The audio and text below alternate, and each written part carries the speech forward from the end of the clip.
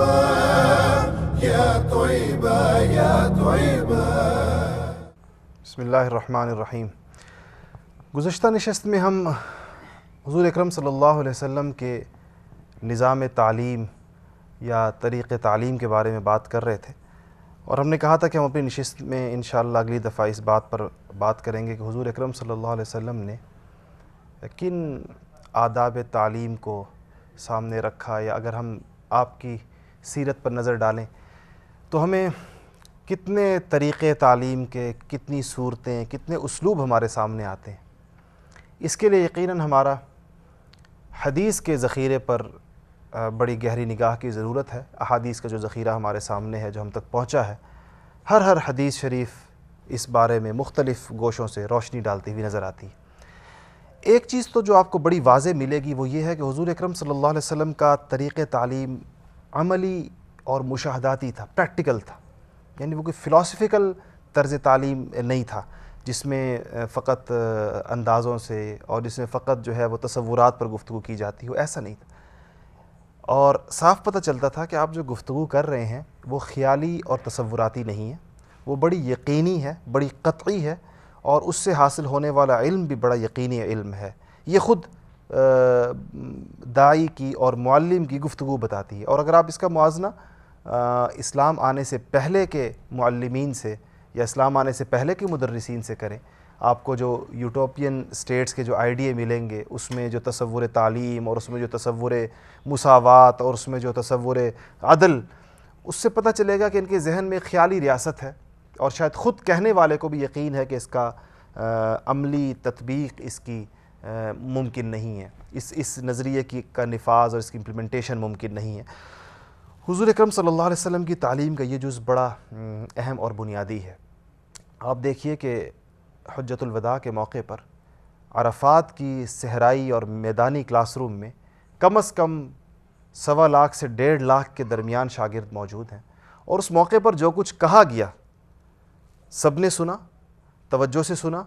اور ہر ایک نے اس سے فائدہ اٹھایا. اور آج بھی اس تعلیم کی بازگشت ہماری درسگاہوں میں ہمیشہ چل رہی. یہ ایک معلم کی تاثیر ہے.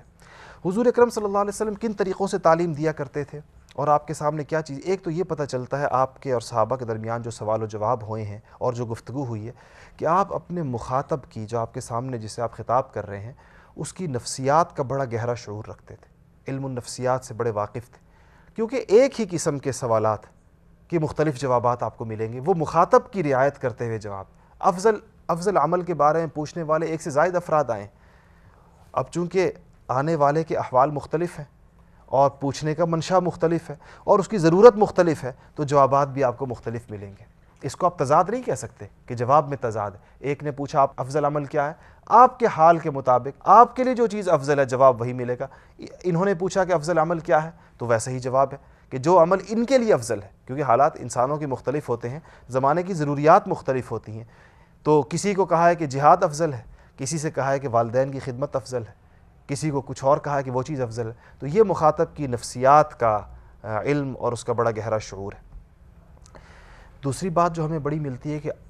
طلب علم کے لیے آنے والوں کا بڑی خندہ پیشانی کے ساتھ استقبال ہے.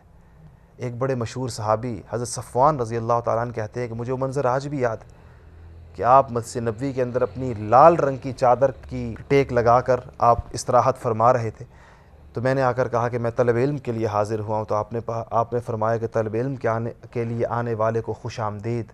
صحابہ کہتے ہیں یہ بھی ہمیں وصیت فرمائی کہ تمہارے پاس دور دور سے لوگ پڑھنے کے لیے آئیں گے، ان کے ساتھ حسن سلوک کرنا، ان کے ساتھ اچھا معاملہ کرنا، اور یہ میری خوش آمدید ان تک پہنچانا. اس سے پتہ چلتا ہے کہ ایک تو حوصلہ افزائی اور ایک موٹیویشن ان لوگوں کے لیے جو دینی علم کو حاصل کرنے کے لیے آنا چاہتے ہو. تیسری بات آپ کو یہ نظر آئے گی کہ جوابات، جس طرح چونکہ نفسیات کا شعور میں نے پہلے ذکر کیا، جوابات بڑے تسلی بخش ہیں. کہیں ایسا نہیں ہوگا کہ آپ دیکھیں کہ سوال کرنے والا بعض اوقات ایک سوال کے جواب میں مزید سوالات بھی ہوئے ہیں اور پورے تسلی بخش جوابات دیے گئے ہیں جن لوگوں نے آپ سے سوالات کیے ہیں، تو ان کی پوری تسلی ہوتی ہے اور ان کو بڑا یقین حاصل ہوتا ہے اس کے بعد. اچھا، ہر جواب ضروری نہیں کہ فوری دیا گیا ہو. جو کسی نے مابعد الطبیعات سے متعلق سوالات کیے ہیں، کسی نے روح کے بارے میں پوچھا ہے، کسی نے ذوالقرنین کے بارے میں پوچھا ہے، تو یہ نہیں کیا کہ فوراً جو آیا جواب بن پڑا، بلکہ بعض جگہ وحی کا انتظار کیا ہے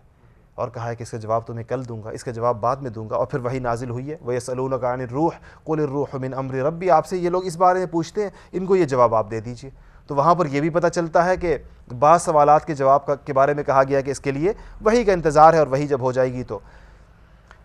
دوسرے کو متوجہ کرنے کے لیے مختلف طریقوں کا استعمال ہمیں ملتا ہے۔ ایک تو آپ جب تک مجمع پورا خاموش نہیں ہو جایا کرتا تھا تو بات نہیں کرتے تھے، ان کو خاموش کرنے کے لیے بھی مختلف طریقے آپ کے ہاں مختلف اوقات میں استعمال کیے گئے۔ کبھی اگلے کا نام لے کر پکارا ہے تاکہ وہ متوجہ ہو جائے، کبھی اس کے نیک جذبات کو ابھارنے کے لیے کنیت سے مخاطب کیا، چونکہ یہ عربوں کے ہاں بہت ایک اعزاز کی بات تھی کسی کو اس کی کنیت سے مخاطب کرنا، تو ان کو کنیت سے ان کو خطاب کیا ہے، باپ یا بیٹی یا بیٹے کی طرف نسبت کر کے۔ کبھی آپ نے ایسا بھی کیا ہے کہ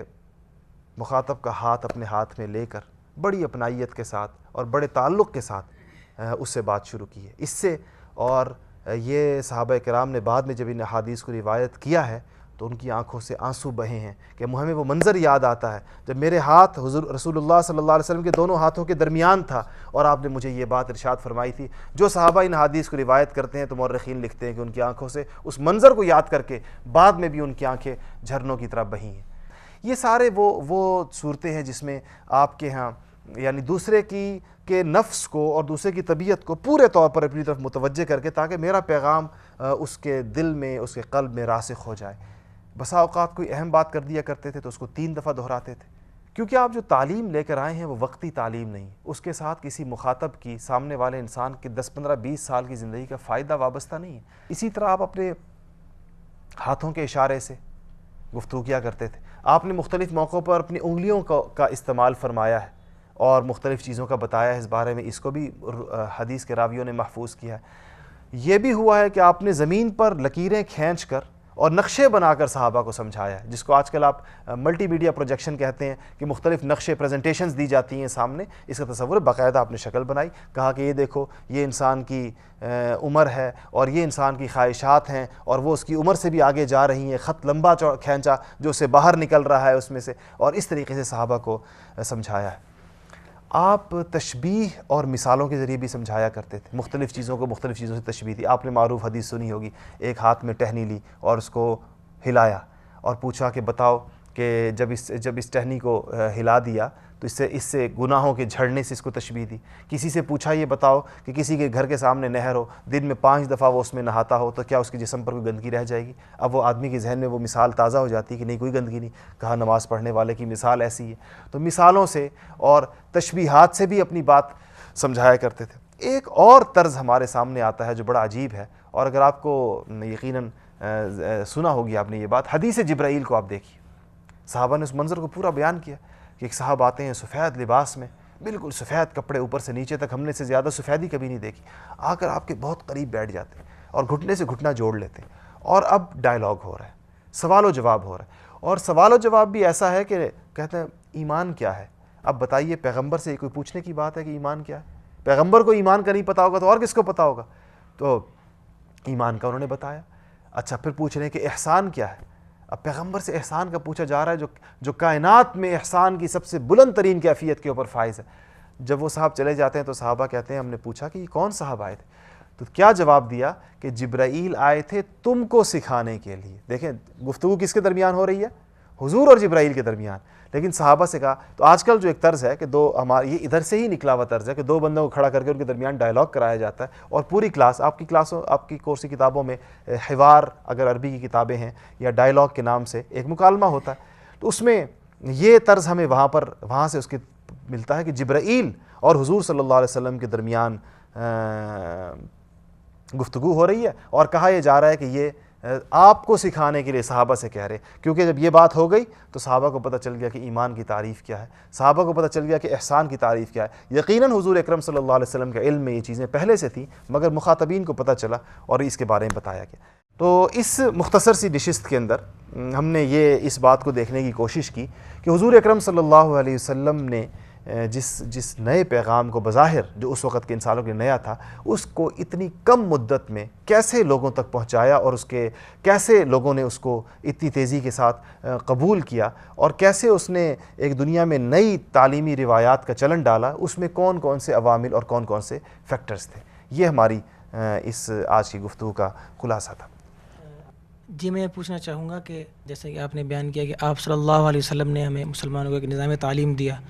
دور حاضر میں ہم اس نظام تعلیم کے ساتھ ساتھ اس کا ایک نظام دیکھتے ہیں، ایک ان کی درسگاہیں ہیں اور ایک موجودہ نظام ہے ایک، تو اس وقت 1400 سال پہلے اس کا کیا نظام تھا اور کیا ان کی درسگاہیں؟ بالکل کہ اس زمانے میں کیا ترتیب تھی، یقیناً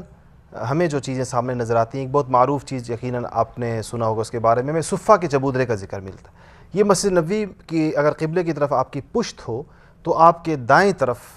اس موجودہ دور میں بھی صفہ کا چبوترا تھا، جو کہ اب ایک اور چبوترا بنا دیا کہ یہ تو وہ جگہ نہیں ہے، اصل جگہ جو ہے مسجد نبوی کے موجودہ ہال کے اندر وہ آ چکی ہے۔ یہاں پر ایک فقراء صحابہ کی جماعت، بڑے مسکین لوگ یہاں مستقل رہا کرتے تھے، اور ان کی شب و روز کا ان کا مشغلہ ہی حضور اکرم صلی اللہ علیہ وسلم سے علم کا حصول تھا۔ اور کسی کے گھر باغ میں کھجوریں آ گئیں تو اس نے لا کر وہاں پر ٹانگ دی اور انہوں نے اس کو کھا لیا، اگر مل گئی نہیں کھایا تو بھی ایسے گزر گیا فقر و فاقے کے ساتھ۔ اس صفہ کے چبوترے سے بڑے بڑے محدثین، بڑے بڑے فقہاء اور بڑے بڑے علماء اس جگہ سے پیدا۔ اس کے علاوہ مسجد نبوی میں عمومی حلقے لگا کرتے تھے، اور حضور اکرم صلی اللہ علیہ وسلم نے ایک دفعہ تشریف لائے مسجد میں، دیکھا تو 2 حلقے لگے،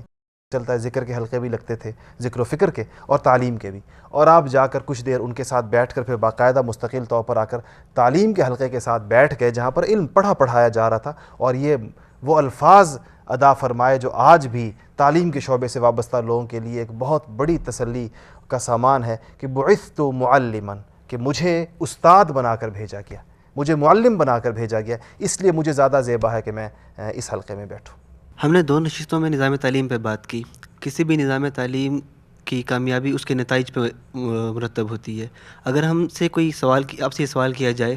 کہ اس نظام تعلیم کے نتائج کیا ہیں تو اس کا جواب کیا ہوگا؟